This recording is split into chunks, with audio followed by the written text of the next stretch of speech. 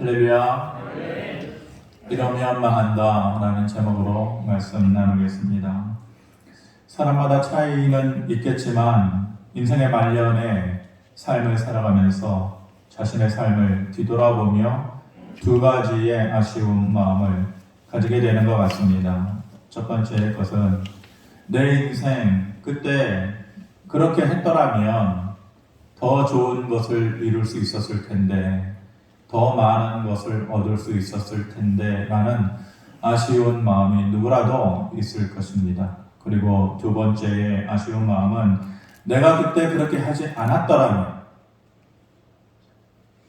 내가 그때에 그 실수만 하지 않았더라면 이런 것들을 잃어버리면서 살지 않았을 텐데, 그런 아쉬움이 또한 한편 들 것입니다. 하나는 그렇게 했더라면 더 얻을 수 있었을 텐데, 하나는 그렇게 하지 않았더라면 잃어버리지 않았을 텐데, 어떤 마음이 더 아쉬울까요? 첫 번째가 더 아쉬울까요? 내가 더 얻지 못한 것이 아쉬울까요? 아니면 그렇게 안 했더라면 내가 후회가 남지 않을 텐데. 여러분들은 어떻게 생각하세요? 어떤 삶이 더 아쉬울 것 같아요? 저는 개인적으로 두 번째가 더 아쉬울 것 같습니다. 그때에 그렇게 하지 않았더라면 이렇게까지 되지 않았을 텐데 라는 그 아쉬움은 아마 말년에 아니면 죽음을 앞둔 순간이 된다 그러면은 아마도 더 뼈에 사무칠 것 같습니다. 사람의 사는 모습이라는 것이 적극적으로 그 삶을 살아서 무언가를 이루고 얻어내는 인생도 있지만은 그때그때의 욕심을 버리고 또 유혹을 이겨냄으로 인해서 잃어버리거나 망하지 않는 인생도 있는 것입니다. 예를 들면 대표적으로 도박 같은 것이 그랬죠. 그때 그렇게 하지 않았다면 잃어버리지 않았을 텐데, 내가 망하지 않았을 텐데, 내가 이런 모습이 되지 않았을 텐데. 다윗은 세상을 살면서 그 누구보다도 많은 것을 이뤄낸 사람이었습니다. 정확하게 얘기하면은 하나님께서 이룰 수 있도록 그의 인생을 채워주신 것이죠. 그런데 그의 인생에 크게 두 가지 실수를 해서 그 인생의 말년에 아쉬운 마음을 분명히 가졌던 것입니다. 분명히 죽는 순간에 내가 그때 그렇게 하지 않았더라면, 그때에 그것만 피했더라면 이라는 그런 아쉬움 그리고 후회가 남았을 것입니다. 저는 오늘 설교를 하면서 여러분, 저희 이렇게 해서 더 성공하는 삶을 삽시다, 더 이뤄내는 삶을 삽시다, 그거 말하고 싶은 건 아닙니다. 여러분, 우리가 남은 인생을 살면서 이런 거 피합시다. 지혜로 이런 거 유혹을 이겨냅시다. 그래서 아쉬움으로 끝나는 삶을 살지 맙시다 라는 얘기를 하고 싶은 것입니다.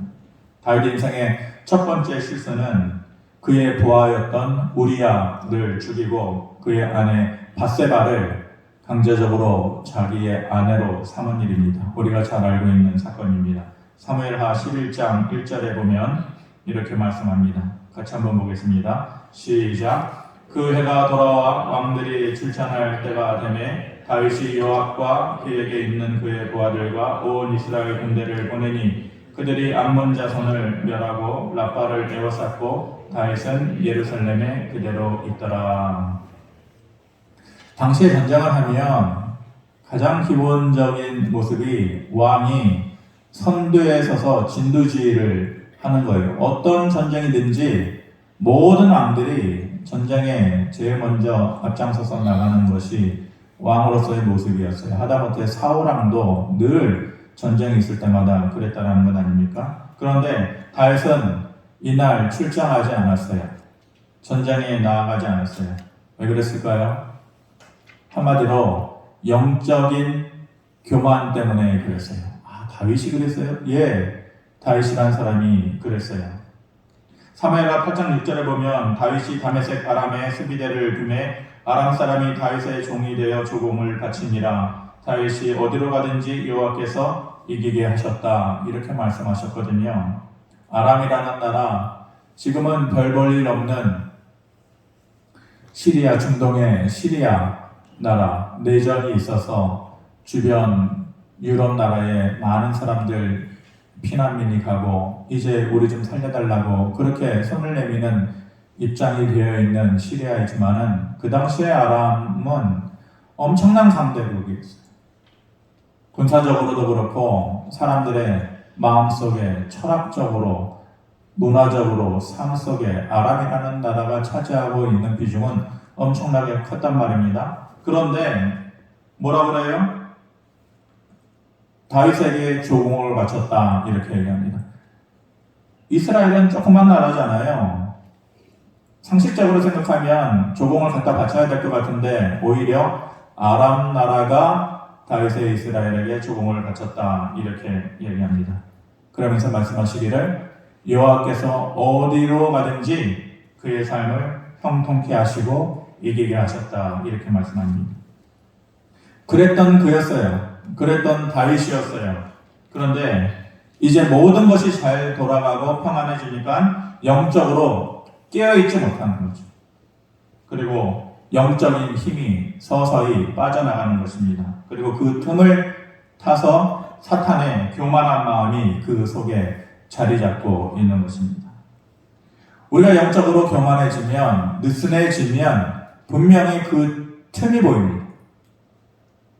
사람의 눈에도 그 틈이 보이는데 사탄의 눈에 안 보일까요?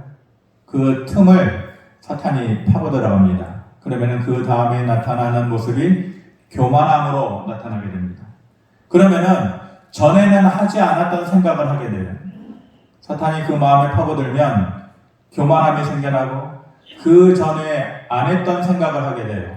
그리고 그 전에는 하지 않았던 행동을 하게 되는 것입니다. 다윗이 그 순간에 전에는 없었던, 전에는 하지 않았던 개인적으로 악한 생각을 하게 되고 음란한 생각을 하게 되고 그 삶을 살아가게 되는 것입니다. 목욕하는 밧세바의 모습을 위에서 내려다보는 거죠. 전과 같았으면 그 시선을 피했겠지만은 이제는 저 여자의 남편을 죽여서라도 저 여자를 내 아내로 만들어야겠다. 전에는 감히 생각지 않았던, 감히 할 수 없었던 생각과 행동을 지금 하고 있는 것입니다. 결국은 그 마음을 억누르지 못하고 밧세바를 아내로 맞이합니다. 하지만 그렇게 다윗의 뜻대로 되는 것 같았지만은 결국은 어떻게 됩니까? 그 밧세바와의 사이에서 태어난 아이가 태어나자마자 죽게 되죠. 그리고 그 일 이후에 다윗의 가정에 계속해서 그 자녀들에게 불행한 일이 일어나고 국가적으로도 어려운 일을 경험하게 되는 것입니다. 다윗의 인생 끝에 만약 누군가가 아쉬움을 묻는다면 분명히 이 순간을 떠올렸을 것이에요.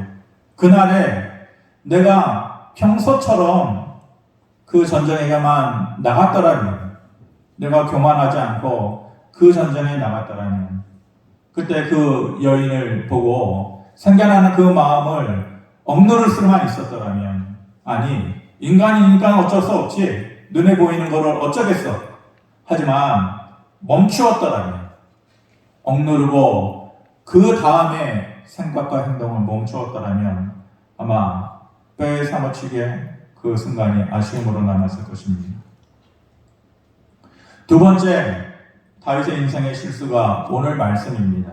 8절에 보니까 다윗이 하나님께 아뢰되 내가 이 일을 행함으로 큰 죄를 범하였나이다. 이제 간구하옵나니 종의 죄를 용서하여 주옵소서. 내가 심히 미련하게 행하였나이다 하니라. 다윗이 얘기하기를 하나님, 내가 큰 죄 지었습니다.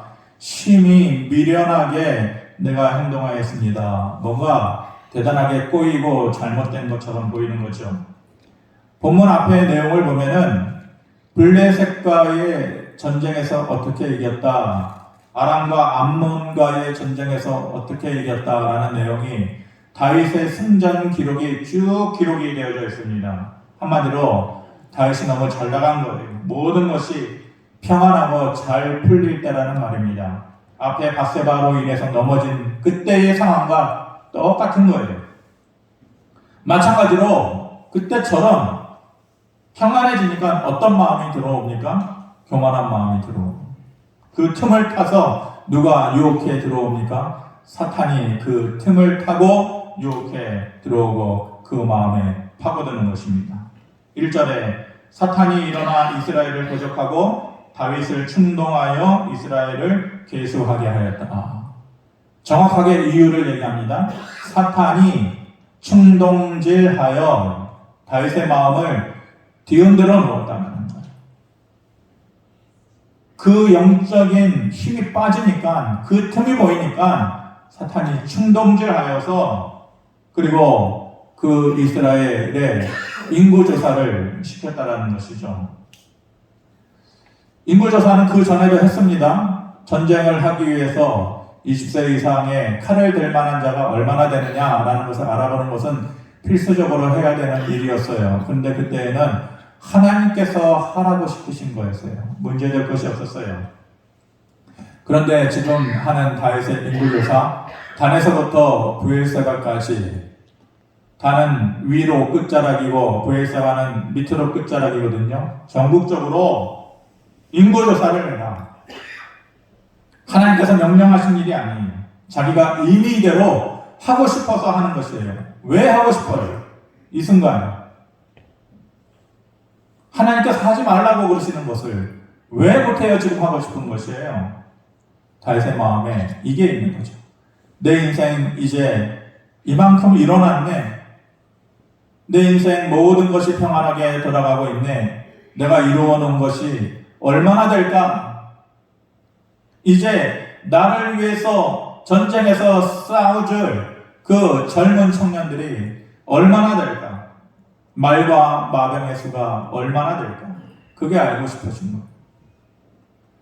그때에 다윗의 옆에서 누군가가 이 변해버린 다윗의 생각을 눈치채요. 전에는 안 그랬었는데 다윗이 변했네, 행동이 달라졌네 라고 눈치챈 사람이 있었어요. 오래된 충신이죠. 바로 무대뽀로 충성했던 요압 장군님. 3절에 이렇게 얘기합니다. 요압이 아뢰되 여호와께서 그 백성을 지금보다 100배나 더하시기를 원합니다. 내 주 왕이여, 이 백성이 다 내 주의 종이 아니니까 내 주께서 어찌하여 이 일을 명령하시나이까? 어찌하여 이스라엘이 범죄하게 하시나이까? 충성스러운 마음으로 지금 요압이 충원을 하고 있는 것입니다. 지금보다 100배나 커지길 원합니다. 이 나라가 당신의 나라요. 이 나라의 백성이 더 100배나 더 많아지기를 원합니다. 진심입니다. 그런데 그 일 하지 마세요. 다윗 왕이요. 진심으로 제가 얘기하는 거예요. 그 일 하지 마세요. 인구조사 하지 마세요. 하나님께서 원하지 않는다라는 것을 누구보다도 당신이 잘 알지 않냐고. 내가 이루는 것을 눈으로 보면서 계산하고 배를 두드리다 보면 교만해지는 것을 하나님께서 아시니까 하지 말라고 그런 거 아니냐고. 그런데 왜 구태여 그 일을 하려고 하냐고. 어찌하여 그 일을 당신의 지금 이 순간에 하려고 하냐고. 그렇게 충원을 하고 있는 거죠. 누군가가 이렇게 진짜 오랫동안 그 사람을 알고 지내면서 그건 아니야, 진짜 그건 아니야 라고 말해줄 수 있는 사람이 있는 게 복이에요. 그 말을 들을 수 있는 게 복이에요. 그런데 때로는 그 복을 차버리는 미련함이 사람들에게 있는 것이죠. 다윗이 그 말을 듣지 않아요. 그리고 요압의 말을 무시하고 인구조사를 하죠. 결과가 어떻게 됐을까요? 물론 인구조사하는 게 뭐가 문제예요. 싸울 만한 사람이 몇 명이다 인구조사를 다 했죠. 하지만 그게 끝이 아니라 그 결과가 어떻게 됐느냐. 하나님께서 다윗을 치고 다윗의 왕국을 치셨어요. 그리고 전염병을 그들에게 내리셔서 7만 명이나 되는 엄청난 사람이 죽음에 이르는 그런 결과를 가져오게 된 것이죠. 첫 번째 실수와 두 번째 실수의 공통점이 있어요. 우리아의 아내 밧세바를 강제적으로 자기의 아내로 삼았을 때와 그리고 다윗의 말년에 인구조사를 했을 때 첫 번째와 두 번째 경우의 공통점 눈치채신 분도 계시겠지만은 둘 다 평안할 때에 다윗이 무너졌다는 것이 자기 힘이 커지고 교만해지는 시점에서 그 일을 행하게 되었다는 것이죠. 그런데 둘 사이에 차이점이 있어요. 첫 번째, 우리아의 아내 밧세바를 취하고 나서 나단 선지자가 왕이여 그렇게 살래요? 어쩌다가 그 일을 범했습니까? 하나님께서 범죄한 것 깨닫지 못해요? 그랬을 때 다윗이 그 자리에서 납작 엎드려 제가 잘못했습니다. 제가 범죄했습니다. 그랬거든요. 그런데 지금 인구조사할 때 요압이 어찌하여 하나님 원하시지 않는 일을 그렇게 고집하십니까? 그랬을 때에 그 요압 장군의 충원을 묵살하잖아요. 사탄의 시험이 들어오면 그 유혹에 빠진 사람의 첫 번째 모습은 교만함으로 나타납니다. 시작은 교만함으로 시작하는데 끝나는 것은 듣지 않는 걸로 끝나요. 그게 성경을 보면은 사람들이 보여주는 그 망하는 패턴이에요. 처음은 교만으로 시작했다가 점점 시간이 지나면은 듣지 않음으로 끝나는 것이에요. 그때가 되면 하나님 앞에서의 그의 인생도 끝나는 거예요. 하지만 다행히도 다윗의 인생은 그렇게 허무하게 끝나지 않았다라는 것이 우리에게 희망이죠. 물론 하나님의 은혜 가운데에서 되어진 것이지만은 다윗의 노력한 모습이 분명히 있어요. 모든 것이 하나님의 은혜이지만은 인간적으로 다윗이 개인적으로 노력한 모습이 있어요. 그랬기 때문에 다윗이 다윗 될 수 있었던 것이에요. 그래도 그의 삶에 남아있는 믿음의 모습이 있었다는 거예요. 어떤 모습인가? 17절의 말씀인데 같이 보겠습니다. 시작. 하나님께 아뢰되 명령하여 백성을 계수하게 한 자가 내가 아니니까 범죄하고 악을 행한 자는 곧 나이니이다. 이 양떼는 무엇을 행하였나이까? 청하건대 나의 하나님 여호와여 주의 손으로 나와 내 아버지의 집을 치시고 주의 백성에게 재앙을 내리지 마옵소서 하니라. 다시 뭐라고 얘기해요? 하나님, 내 백성을 치는 거 견디기 힘들어요. 인구조사 시킨 거 하나님 아시다시피 내가 시킨 거예요. 제가 시킨 거예요. 내 백성들은 아무것도 모르고 뒤따라온 죄밖에 없어요. 제가 책임지겠습니다. 저를 치세요. 라고 다윗이 지금 말하고 있는 것이죠.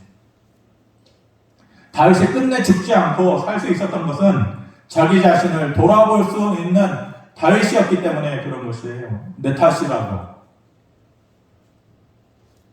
내 탓이라고 말하는 순간에 서로가 살아요. 하지만 너 탓이라고 말하는 순간이 되면은 서로가 서로를 죽이는 것이. 저는 나라에 되어지는 상황을 보면서 정치적인 감각이 그들보다 떨어지긴 하지만 내가 만약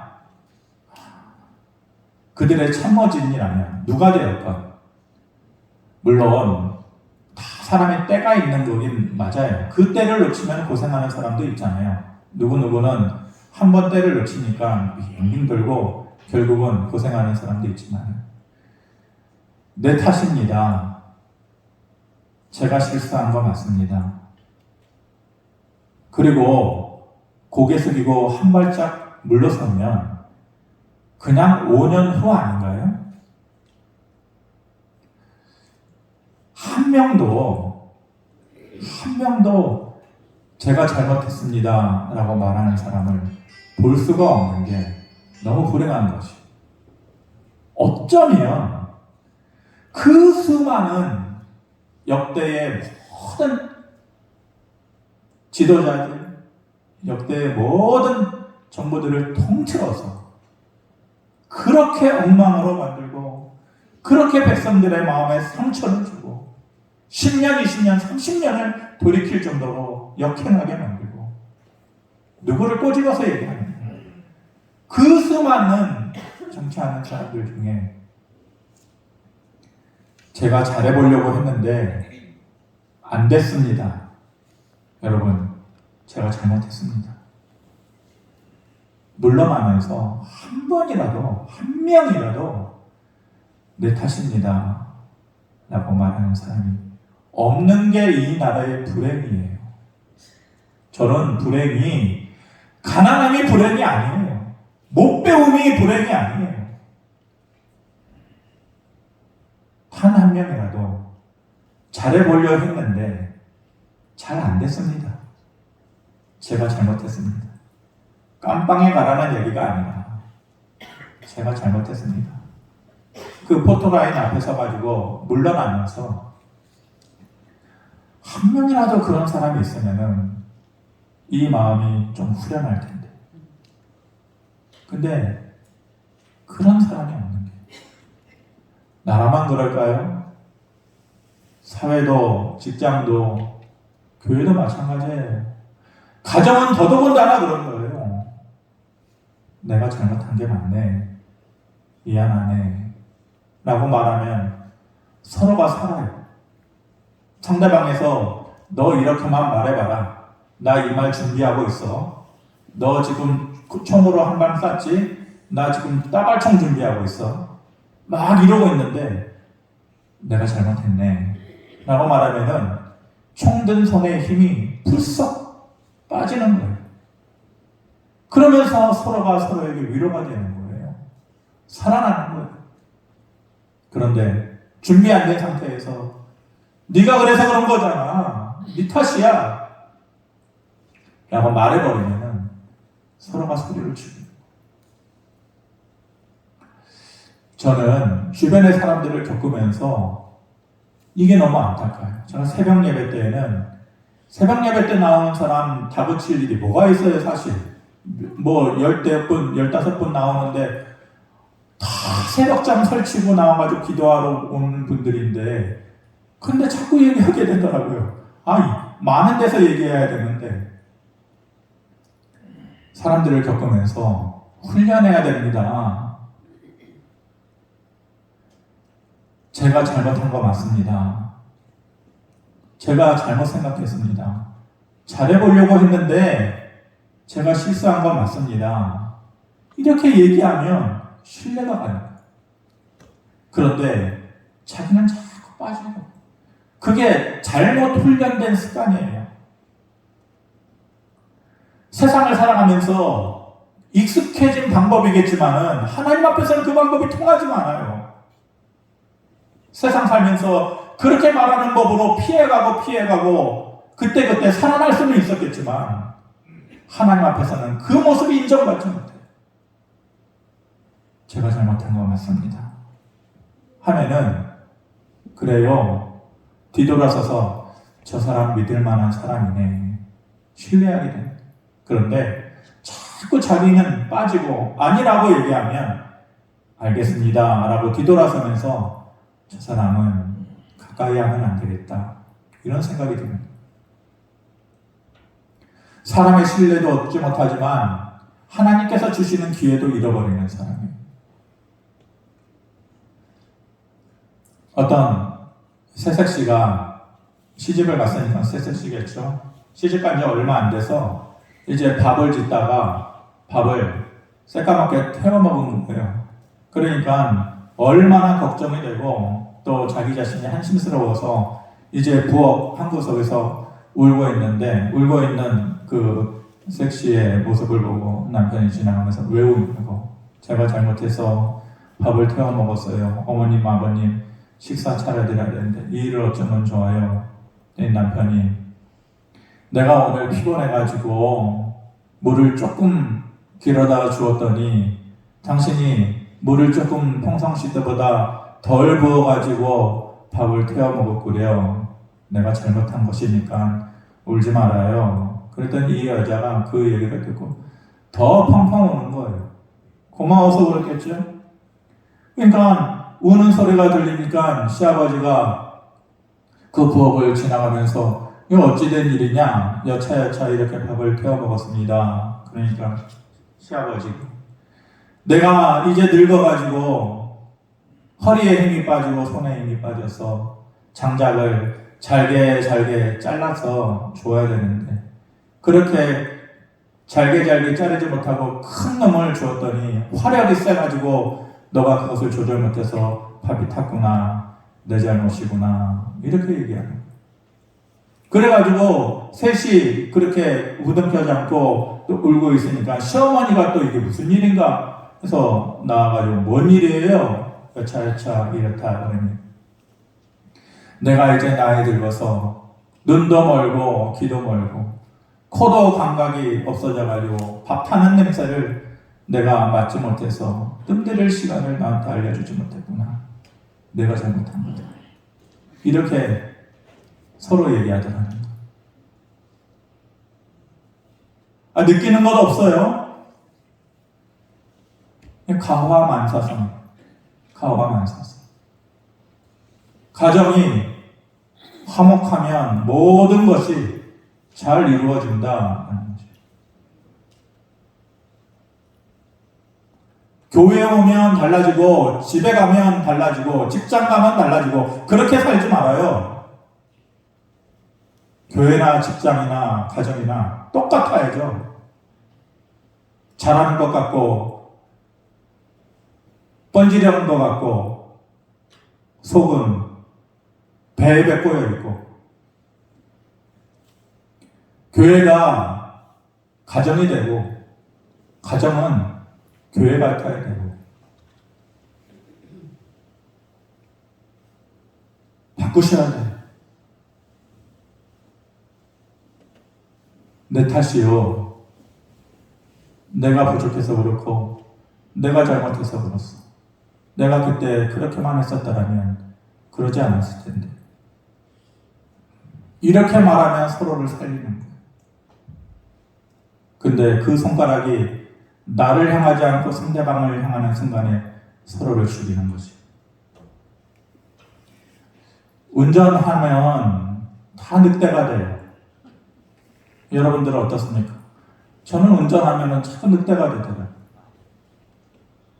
근데 저는 교통법규를 거의 잘 지키는 편이에요. 가족들이 있으니까 거짓을 할 수가 없죠. 표시된 대로 꼭 그렇게 지키려고 하고 교회 앞에서 이렇게 교회로 들어오는 그 중앙선 거기서 쏙 들어오지 않아요. 새벽에 한두 번 그런 적은 있어요. 아무도 없을 때. 아무도 없는데 뭘. 그리고 혹시 누가 볼까봐 내가 이렇게 얘기했는데 그 목사님 저렇게 하시네. 이제 그럴 때는 좀 조심하고 대체적으로는 한 99%는 저기 위에까지 올라가가지고 다시 이렇게 그러거든요. 그렇기 때문에 운전을 상대방을 배려를 안 하고 막 하는 사람을 보면 제가 화가 나요. 왜 저럴까? 조금만 상대방을 배려해주면 될 텐데 왜 저럴까? 자꾸만 그런 모습이 되는 것이죠. 제가 이렇게 설교했으니까 이렇게 공개적으로 얘기를 했으니까 이제 어쩔 수 없죠. 이제 저는 가족들한테 늘 그러거든요. 했으면 했다고 해라. 안 했으면 안 했다고 해라. 제가 그렇게 얘기했으니까 그렇게 안 하면은 부끄럽잖아요.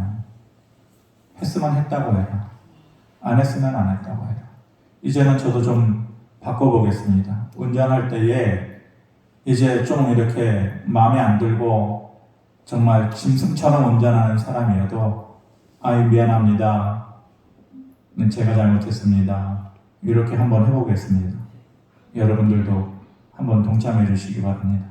지난번에 아내 태우고 어디를 가는데 바로 택시하고 들어가고 막 싸우는 거예요. 그 세워놓고 네가 어쩌고 저쩌고 네가 어쩌고 저쩌고 보기 안 좋더라고요.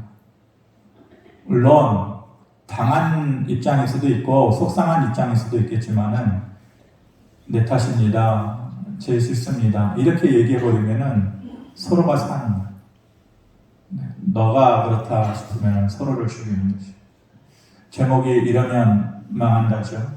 다시 말하지만 뭔가를 이루지 못한 것에 대한 아쉬움은 그렇게 깊지 않아요. 다 그렇게 살잖아요. 뭔가 더 이루지 못한 거, 더 큰 평수로 아파트 이사 가지 못한 거, 자녀들에게 더 많은 돈을 물려주지 못한 거, 그렇게 아쉽지 않을 것 같아요. 그런데 그때에 그렇게 하지 않았더라면 좋았을 텐데 라는 아쉬움은 분명히 크게 남을 것입니다. 그렇지 않기 위해서 두 가지의 것을 피해야 됩니다. 첫 번째는 평안할 때에 조심하고 자신을 돌아볼 줄 알아야 됩니다. 육적인 교만과 영적인 교만을 피해야 돼요.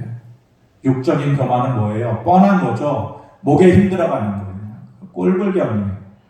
조금 잃었다고, 조금 가졌다고 그러는 거 정말 보기 안 좋아요. 육적 교만을 피해야 됩니다. 그리고 영적인 교만을 피해야 됩니다. 영적인 교만은 뭐예요? 지난번에도 얘기했지만 하나님 이제 괜찮아요. 하나님 도움 없어도 저 잘할 수 있거든요. 이 정도는 충분히 제가 가진 능력을 해결할 수 있어요. 하나님을 구하지 않는 거, 그게 영적인 교만이에요. 평안할 때 조심하고 자신을 돌아볼 줄 알아야 되고, 두 번째는 누군가 뼈 때리는 말에도 귀를 기울일 줄 알아야 돼요. 그 뼈 때리는 말이 듣는 사람 입장에서는 아파요. 짜증나요. 속상해요. 자존심 상해요. 그래도 뒤돌아서면 곱씹을 줄 알아야 돼요. 그 앞에서 얼굴이 울그락불그락 그렇게 하더라도 뒤돌아서서 혼자 자기 길을 걸어갈 때 그 말을 곱씹어 볼 줄 알아야 돼요. 특히 하나님의 말씀 앞에서 그래야 돼요. 이스라엘 백성들이 그 말씀을 듣고 내가 어찌 알고 내가 그 말씀 앞에서 이제 어찌 살고 이렇게 자기 자신을 내렸던 것처럼 이제 누군가의 뼈 때리는 말, 그 말에도 귀를 기울일 줄 알아야 돼요. 그리고 남의 잘못만 따지면은 자꾸 원망만 나오는 거예요. 다윗처럼 내가 잘못했습니다 라고 하나님 앞에서 바짝 엎드릴 줄 알아야 됩니다. 자기 잘못을 피하려고만 하는 사람은 사람의 신뢰도 잃고 하나님의 기회도 잃어버려요. 오늘 말씀이 신앙적인 것을 떠나서 우리의 인생, 살아가는 우리의 법이 되기를 원합니다. 그래서 아쉬움 남지 않는 그런 인생, 저와 여러분들 살아갈 수 있게 되기를 주님의 이름으로 축원합니다. 고마우신 아버지 하나님,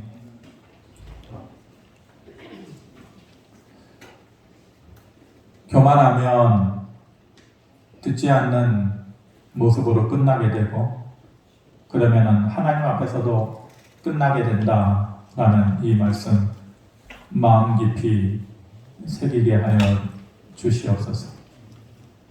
하나님의 은혜가 아니면 한시도 살 수 없음을 우리 자신을 돌아보고 육적인 영적인 교만함에서 벗어날 수 있게 하여 주시옵소서. 예수님의 이름으로 기도합니다.